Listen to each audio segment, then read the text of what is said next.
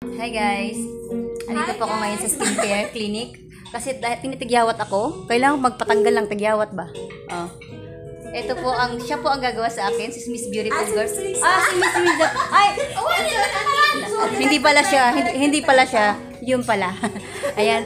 Ipinagkakatiwala ko sa kanya ang aking pagmumukha. Yung aking mukha na maraming tagyawat, bahala na kayo. Ipagkakatiwala ko na po sa kanya. Sobrang dami ko po na pong tagyawat. Buti pa sila makinis ang mukha. Sana all na lang. Kaya po ako ngayon nandito sa skincare clinic.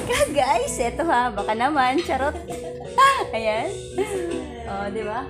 Sponsor by. Charot! Joke lang guys. Wala po sarili ko pong bulsa ito. Baka malay mo next time, di ba? Skincare, madam, baka naman po. Soon to be. Charot! Joke lang guys. Dati na ako dito nagpa-skincare. Napakaganda po ng kanilang dito, product, promise. Nag-ano lang ako, na-mistap lang ako kasi walang pira, charot. Tsaka yung yung sa pedicure, manicure, dito po ako dati no? Nag-ano ako dito dati.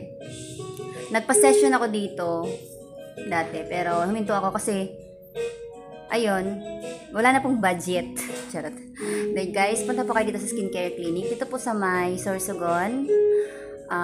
Sa may po ito, malapit po siya sa Fernando's Hotel. Ayan po. Hilera lang po siya ng Fernando's Hotel. Napakaganda po ng quality ng kanilang product dito guys. So, pakisupport lang po. And punta po kayo dito. Maganda po ang kanilang product. Hindi po kayo magsisisi. Ang ganda ng kanilang ambience. Ayan. Diba? Hindi po kayo magsisi guys kasi aircon po dito. Aircon. Ayan.